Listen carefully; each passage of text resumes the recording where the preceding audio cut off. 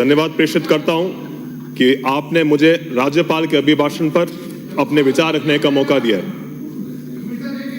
आजादी के अमृत महोत्सव पर 75.45% मतदान के सर्वाधिक आंकड़े को छूते हुए राजस्थान की जनता ने जो प्रचंड बहुमत भारतीय जनता पार्टी को दिया है, जो भारतीय जनता पार्टी की सरकार बनाई है, उसके लिए मैं पूरे राजस्थान की जनता को बारंबार धन्यवाद देता हूं, आभार प्रकट करता हूं।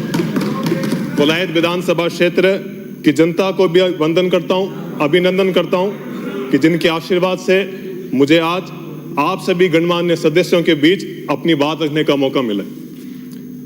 विकसित राज्य राजस्थान व विकसित भारत 2047 के संकल्प के साथ हम आगे बढ़ेंगे। सबका साथ, सबका विकास, सबका विश्वास, सबका प्रयास हमारी सरकार का मंत्र रहेगा। मोदी जी की गारंटियों पर विश्वास जताकर जनता ने जो ऐतिहासिक निर्णय दिया है, उसकी हम सब सराहना करते हैं। इसी निर्णय के साथ हम अराजकता के अंधकार से सुशासन के उजाले की ओर अग्रसर बढ़ चुके हैं। सभापति महोदय, आपके माध्यम से बताना चाहता हूं कि मेरा विधानसभा क्षेत्र पश्चिमी राजस्थान के भारत पाक अंतर्राष्ट्रीय सीमा पर स्थित है। हमारा संपूर्ण क्षेत्र थार रेगिस्तान के अंदर आता है। मेरा खुद का गांव बरसुलपुर अंतर्राष्ट्रीय सीमा से मात्र 10 किलोमीटर दूर है। अतः मैं खुद पश्चिमी राजस्थान की समस्याओं और चुनौतियों से बखूबी वाकिफ हूं। यहाँ जीवन कृषि और पशुपालन पर आधारित है।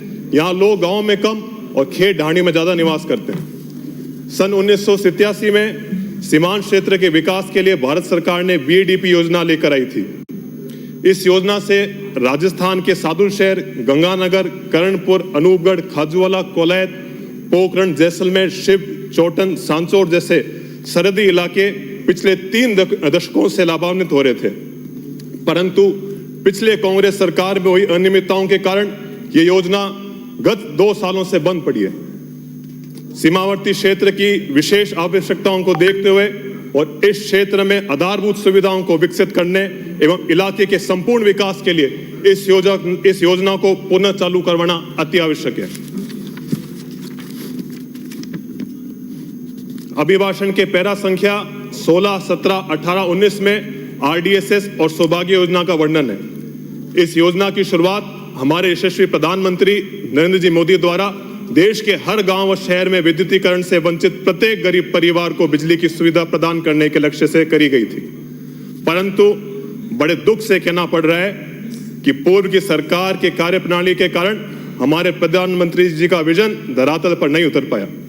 पिछली सरकार की उदासीनता और गैर संवेदनशील रवैये के कारण आज भी धरातल पर हजारों परिवार रोशनी के उजाले से दूर हैं। यह योजना राजनीतिक भेदभाव, मतभेद और भ्रष्टाचार के ऐसे भेड़ चढ़ी कि जरूरतमंद पात्र आज भी विद्युतीकरण से वंचित है। स्थानीय भ्रष्ट अधिकारियों और ठेकेदारों द्वारा मन मुताबिक सर्वे करे गए और ऐसे पात्र ग्रामीणों को चलते काम में छोड़ा गया जिनकी कनेक्शन से मात्र दूरी 1 किलोमीटर एक पोल की थी। और तो गौरतलब है कि उन भ्रष्ट ठेकेदारों के सहितों के विद्युतीकरण कनेक्शन के लिए 20-20 खंभों की विद्युत लाइन रातों रात खड़ी कर दी गई।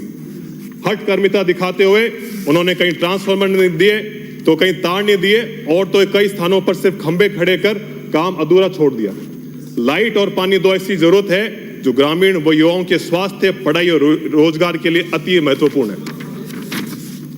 इसी प्रकार पैरा संख्या 20, 36 और 48 में भी जल जीवन मिशन की बात रखी गई है।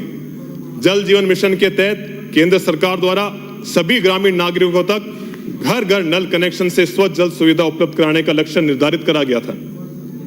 हर घर में नल से जल के संकल्प से इस योजना को लागू करा, परंतु मुझे बड़े भारी मन से कहना पड़ रहा है कि विगत सरकार द्वारा किए गए भ्रष्टाचार के कारण इस योजना का जो प्रारूप जमीनी स्तर पर उतरना चाहिए था, वह दुर्भाग्यवश वास्तविकता से कोसों दूर रह गया।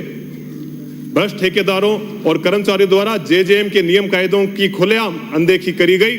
सैकड़ों गांवों में जगह जगह निम्न गुणवत्ता की पाइपलाइनों का उपयोग करा गया और जहां नियम अनुसार पाइपलाइन की गहराई 1 मीटर होनी चाहिए थी, वहां पाइपलाइन की गहराई मात्र 8 इंच रखी गई है। परिणाम स्वरूप अनेकों पाइपलाइनों का काम संपूर्ण होने से पहले ही क्षतिग्रस्त हो गई है या उनमें लीकेज की शिकायत है। पानी की टंकियों की गुणवत्ता और लेवल भी मापदंडों के अनुसार नहीं है। नवनिर्मित टंकियों में भी रिसाव की शिकायत आम है, जो कि अस्वीकार्य है। कई जगह कार्य अधूरा होने के कारण के बावजूद भी ठेकेदारों को भुगतान कर दिया गया। कई गांव तो ऐसे हैं जिनमें टंकी बनने के बाद 2 साल में एक बार भी पानी नहीं भरा। अधिकारियों द्वारा मन मुताबिक घर व ढाणी को जोड़ा व छोड़ा गया।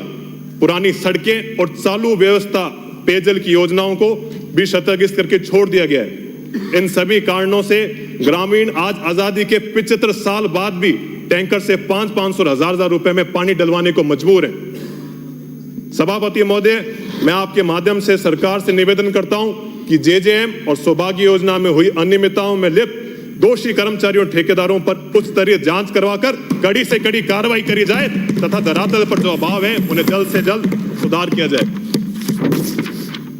पश्चिमी राजस्थान में माननीय सदस्य, मेरे सर 2 मिनट। पश्चिमी राजस्थान में काफी लोग आज भी कच्चे आशियाने में रहते हैं, जिनकी छत या तो खीम की होती है या फिर अन्य किसी स्थानीय लकड़ी से बनी होती है।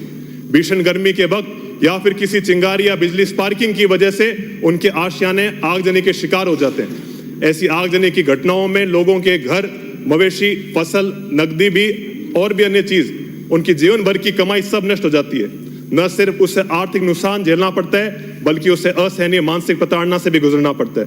उसकी उम्मीदें और सपने उस आशियाने के साथ जलकर खाक हो जाते हैं। उसके बावजूद भी वो हार नहीं मानता है। अपने बचे एक जोड़ी कपड़े में अपनी शेष बची हिम्मत जुटाकर अपने परिवार के लिए संघर्ष पथ पर चल पड़ता है। कई महीने पटवारियों, थानों के चक्कर काट कर वो अनेकों रिपोर्टें तैयार करवाता है, परंतु धोखा तो उसे तब होता है जब कई महीनों के तब के बाद उसे मात्र 4100 रुपए थमा दिए जाते हैं। 2015 की गर्मियों में हमारे विधानसभा क्षेत्र के बलूरी गांव में 40 पाक विस्थापित परिवारों के कच्चे आशियाने जल गए थे। हमने तुरंत उसी दिन सरकार से 95,100 के चेक प्रत्येक परिवार को दिलाए। हमने भामाशाहों से मिलकर 17 दिनों में 40 मकान, पक्के मकान, कमरे, रसोई, लेट बाथ और बरसाती टांके बढ़ाए।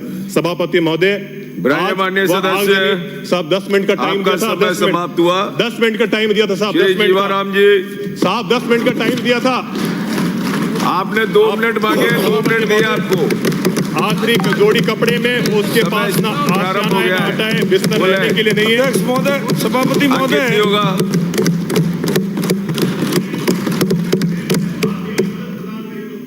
आप बोले जीवाराम जी, आपका समय प्रारंभ हो गया है।